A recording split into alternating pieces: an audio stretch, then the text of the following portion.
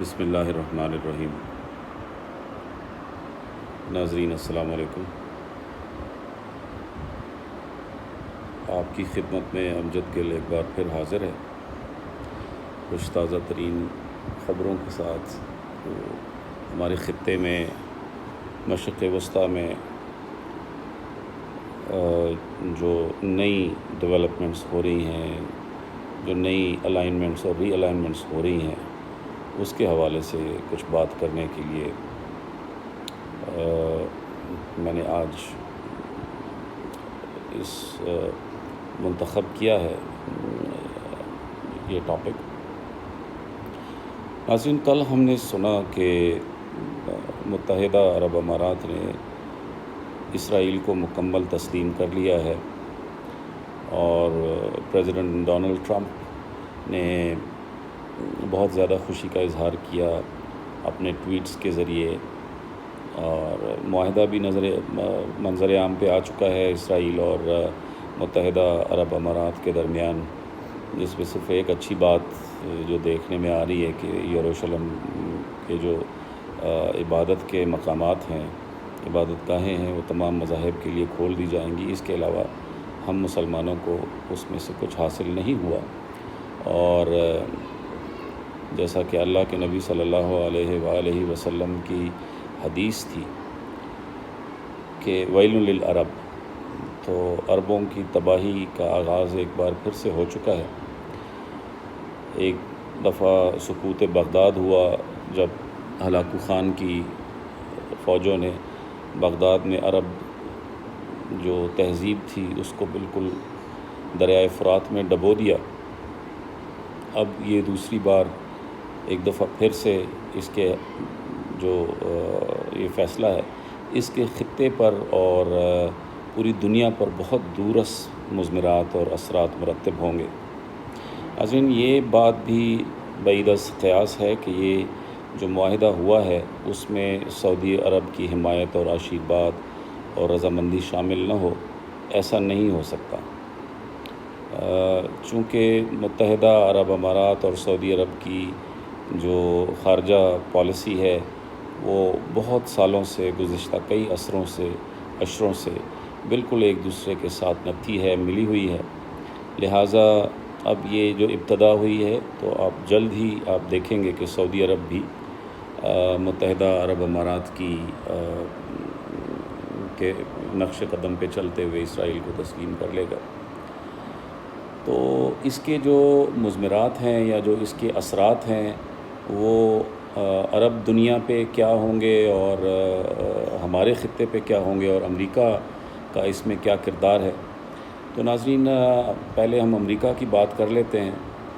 اس deal کروانے کے بعد پریزیڈنٹ جو ٹرمپ ہے، اس کے اب جو نومبر میں ہونے والے انتخابات ہیں امریکہ میں،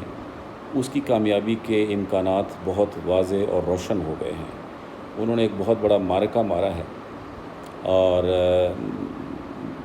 کچھ جو لوگ ہیں، جو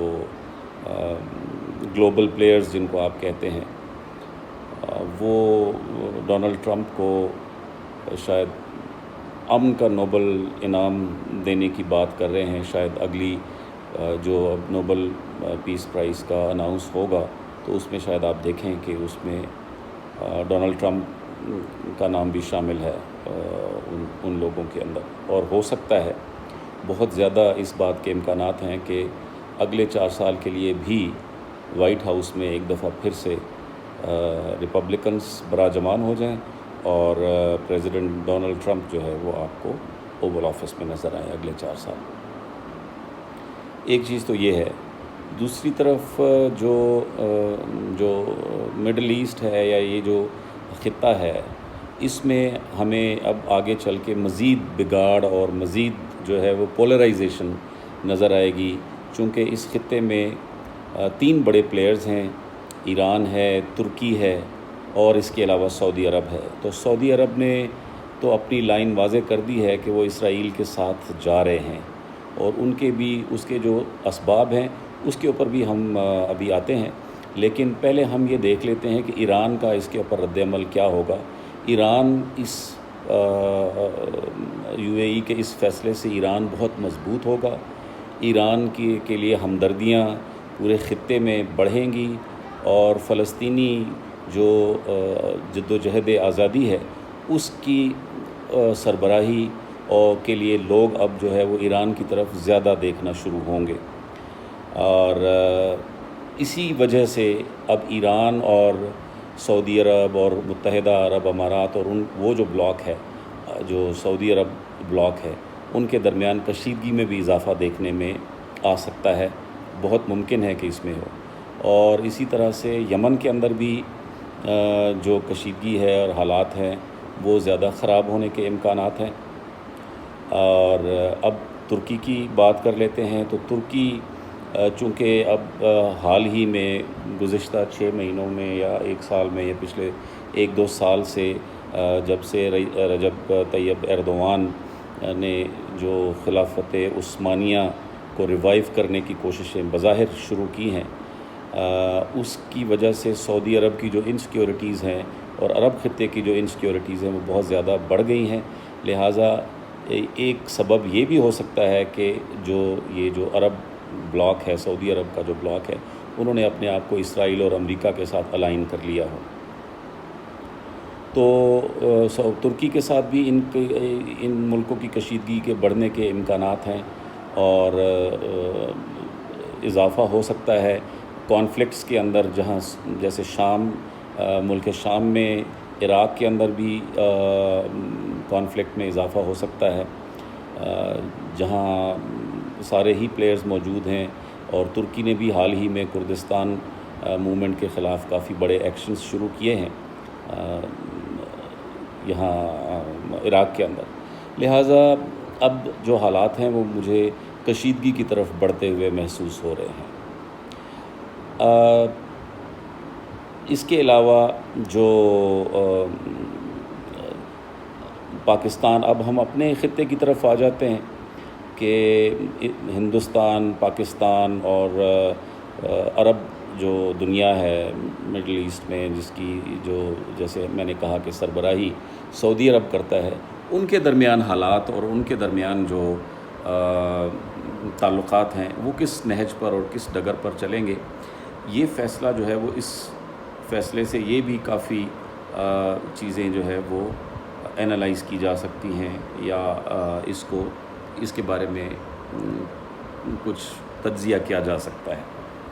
تو ناظرین دیکھیں، ابھی حال ہی میں سعودی عرب اور پاکستان کے درمیان بھی کچھ لفظی کشیدگی دیکھنے میں آئی ہے.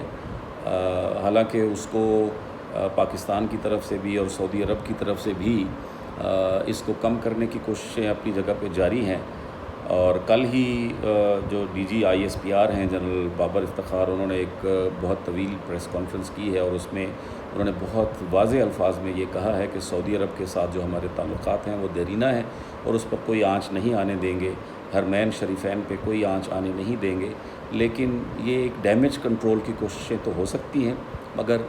اب جس سمت میں حالات جا رہے ہیں،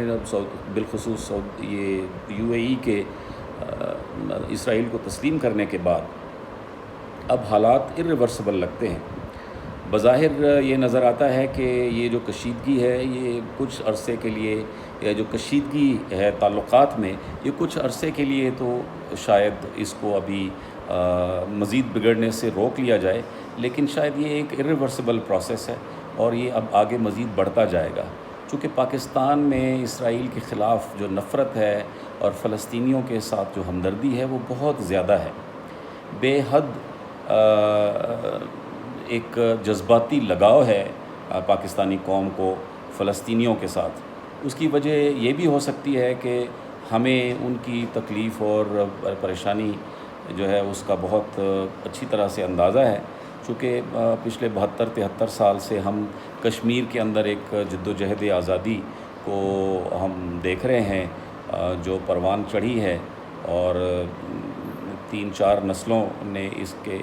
پر قربانیاں دی ہیں. لہٰذا ہم بخوبی سمجھ سکتے ہیں فلسطینیوں کا دکھ. ہمیں اپنے سامنے نظر آتا ہے کشمیر کے اندر جس قسم کی ہیومن رائٹس وائلیشنز ہو رہی ہیں. تو لہٰذا ایک جو ہماری جذباتی وابستی ہے یا جو ہمارا دلی لگاؤ ہے فلسطینی کاز کے ساتھ اور فلسطینی اسٹرگل کے ساتھ، وہ ختم ہونے میں بہت وقت لگ سکتا ہے۔ لہٰذا یہ جو ایک نظر آتا ہے کہ اب جو ہے وہ سعودی عرب سے دوریاں ہوں گی اور شاید ایران کے ساتھ ہماری نزدیکیاں ہوں گی۔ تو جو یہ بات آج کل ایک چل رہی ہے سوشل میڈیا میں کہ ایک نیا بلاک بننے جا رہا ہے، ایک شاید اسلامی بلاک بننے جا رہا ہے، جس میں ترکی ہے، ملائیشیا ہے، ایران ہے، پاکستان ہے، اس کے علاوہ اور بہت ساری جو ریاستیں ہیں جو روس سے آزاد ہوئی ریاستیں ہیں، وہ بھی اس میں ان کی بھی شمولیت کے امکانات ہیں، اور آگے چل کے شاید افغانستان بھی اس بلاک کا حصہ بنے، مسلم بلاک کا، اور بڑے پیمانے پہ اس سے اوپر کی لیول پہ یہ ایک بلاک جو چائنا کا بلاک جس کو ہم کہہ سکتے ہیں یا کہہ رہے ہیں، وہ بن سکتا ہے، جس میں رشیا، چائنا اور یہ مسلم ممالک شامل ہیں، اور بھی بہت سارے خطے کے چھوٹے موٹے ممالک اس میں شامل ہوں گے۔ لیکن یہ بات طے ہے کہ اب جو ہے وہ آگے چل کے آنے والے دنوں میں جو ہم ایک نئے بلاک کے اندر شامل ہونے جا رہے ہیں، پاکستان یہ افورڈ نہیں کر سکے گا آگے چل کے۔ ابھی تو حالات اس قدر اور اس نہج پہ نہیں پہنچے ہیں، لیکن مجھے لگتا ہے کہ آگے چل کے پاکستان یہ فیصلہ پاکستان کو کرنا ہوگا کہ یا تو ہم چائنیز بلاک میں ہیں اور ایک نئے مسلم بلاک کی بنیاد رکھیں گے، جس کی جو قیادت و سیادت ہے وہ شاید ترکی کے پاس ہو یا پاکستان کے پاس ہو، یا پھر ہمیں اسی طرح سے جو پرانا ورلڈ آرڈر ہے جس کو امریکہ اس وقت بچانے کی بے تحاشا کوششیں کر رہا ہے، اور اس میں اس کو ایک بہت بڑی کامیابی بھی ہوئی ہے یہ متحدہ عرب امارات کے اسرائیل کو تسلیم کرنے کے نتیجے میں، تو یا تو ہم اسی ورلڈ آرڈر کا حصہ رہیں گے، لیکن اب گو مگو کی کیفیت جو ہے وہ ہمیں ختم کرنا ہوگی اور آگے چلنا ہوگا، اور یہ آپ بہت عنقریب آپ یہ دیکھیں گے کہ اس بارے میں پاکستان کو ایک فیصلہ لینا ہوگا۔